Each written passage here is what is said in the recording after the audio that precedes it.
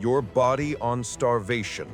How long you actually have before cannibalism becomes logic. Phase 1. The crash. This is days 1 through 3. You have stopped eating. Your body is panicking. Right now, your system runs on glucose.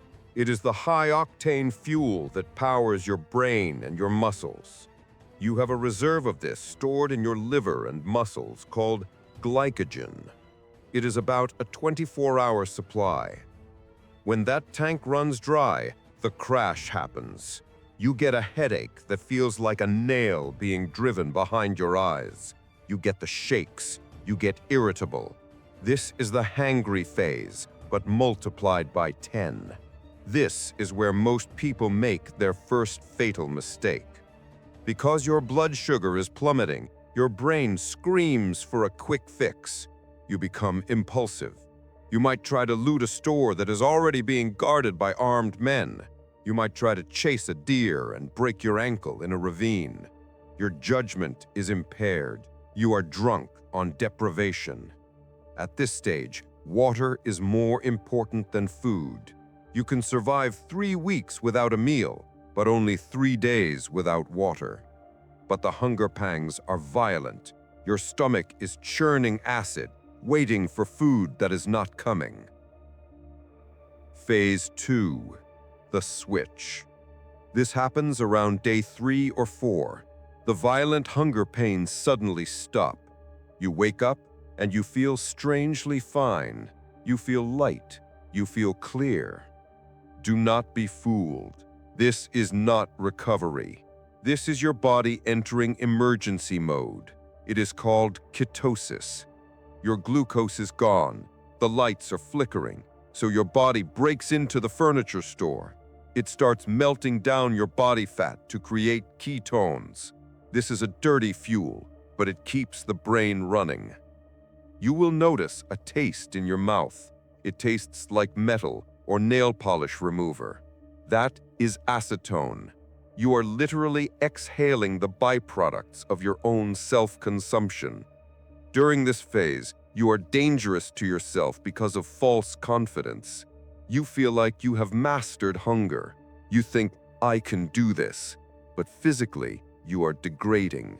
Your muscle fibers are beginning to twitch. Your fine motor skills are eroding. If you try to thread a needle to stitch a wound, your hands will shake. If you try to aim a rifle, the barrel will drift. You are burning about half a pound of fat a day. If you were overweight when the apocalypse started, you have bought yourself time. Fat is life. If you were skinny, you're in trouble. Because once the fat is gone, the body does not stop. It just changes the menu. Phase 3. The autophagy. Weeks 2 and 3. The fat is gone. Now the body turns on the machinery. This is protein catabolism. Your body needs amino acids to keep your brain functioning. It will take them from wherever it can find them. It starts with your biceps, your thighs. You look in the mirror and you look like a skeleton wrapped in parchment paper. But it does not stop at the skeletal muscles. It goes deeper. It starts eating the smooth muscle of your intestines. It weakens the muscle of your heart. This is where the lethargy hits. It is a crushing weight. Lifting your arm feels like lifting a sandbag. You stop moving. You sit in a chair, staring at the wall for hours. This is an evolutionary trick. Your body is trying to conserve every single calorie. It is turning you into a statue to keep you alive. But the real threat here is not starvation itself. It is the immune system. White blood cells are made of protein. Your body is eating the raw materials needed to fight infection. A scratch from a rusty nail, a blister on your heel, a sip of dirty water. Things that would normally be an annoyance are now lethal. You don't die of hunger.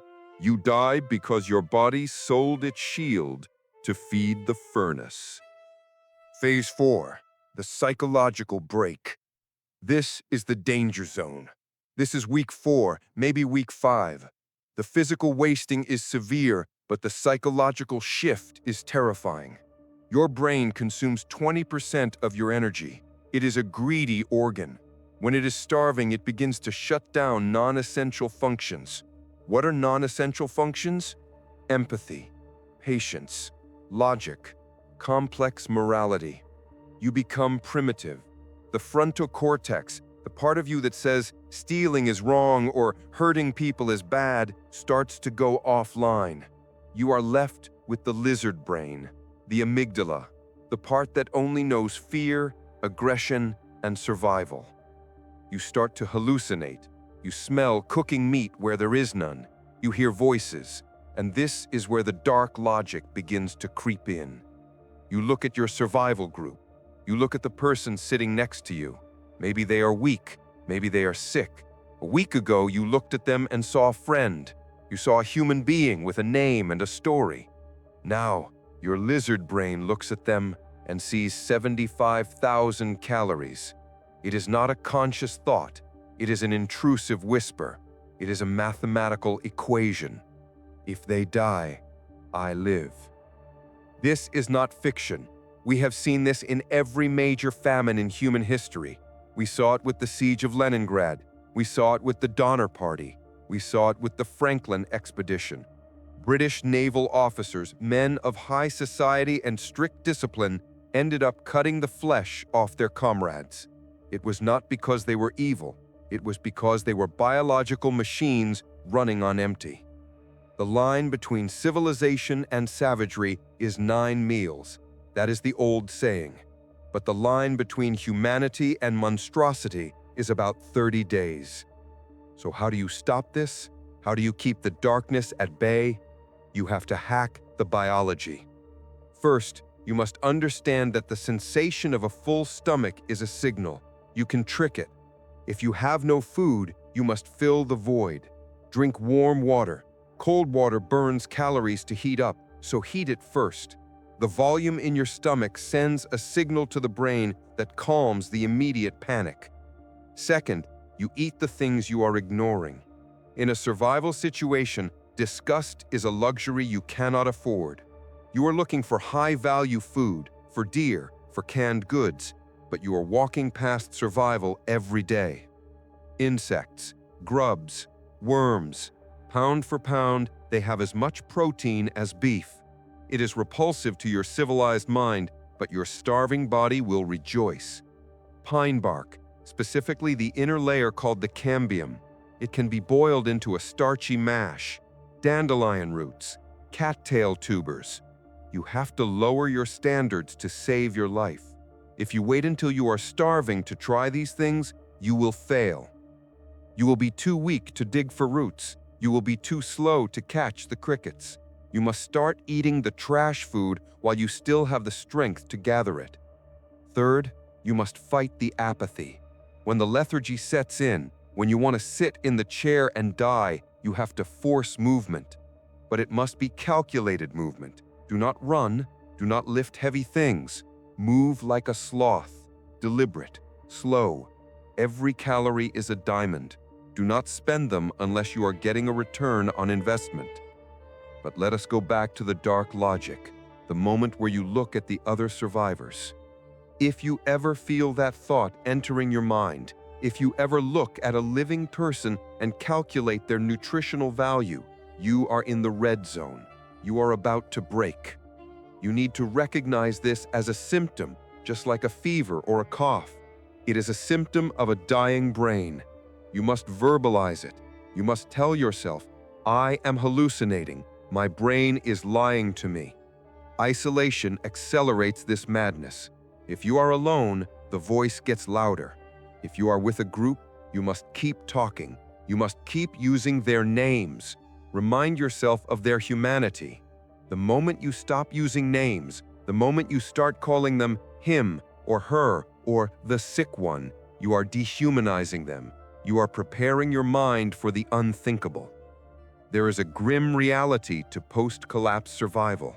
In the historical cases of cannibalism, It almost always started with the dead. They didn't kill to eat, they ate those who had already passed. It was a desperate, horrific pragmatism. But there is a slide. Once that taboo is broken, the value of life plummets. In the Holodomor famine in Ukraine in the 1930s, the desperation was so absolute that parents had to make choices that no human should ever make. You do not want to be there. You do not want to know what you are capable of. The best way to win this fight is to never enter the ring. This means your preparation cannot just be a couple of bags of rice. You need diversity. You need fats, oil, lard, peanut butter. In a starvation scenario, a jar of peanut butter is worth more than a gold bar. It's dense, pure energy. It stops the body from eating its own muscles. You need vitamins. Scurvy and pellagra will come back. They will rot your gums and drive you insane before the hunger kills you. Stockpile multivitamins. They are small, cheap, and they keep the chemical machinery of your body working even when the fuel is low. And finally, you need a trigger. You need a hard line in the sand. Decide now, while your belly is full, what you will do. Will you eat the family dog? Will you eat the rat that you found in the basement? Will you boil your leather belt to drink the broth? If you do not make these decisions now, the hunger will make them for you. And the hunger has no conscience. The hunger has no memory of who you used to be. The hunger is a simple, brutal equation. Input must equal output. If the input stops, the machine eats itself. Look at your hand. Squeeze it into a fist. Feel the muscle. Feel the bone. You are a biological engine. You are a furnace. And right now, the world is full of fuel. Do not wait until the shelves are empty. Do not wait until the trucks stop. Learn to forage now. Learn to trap now. Learn to identify the weeds in your backyard that are actually salad. Because when the grid goes down and the cold moves in and the stomach starts to twist, you will realize the terrifying truth. Civilization is just 3 meals deep, and you are standing on the edge of the cliff. Don't fall.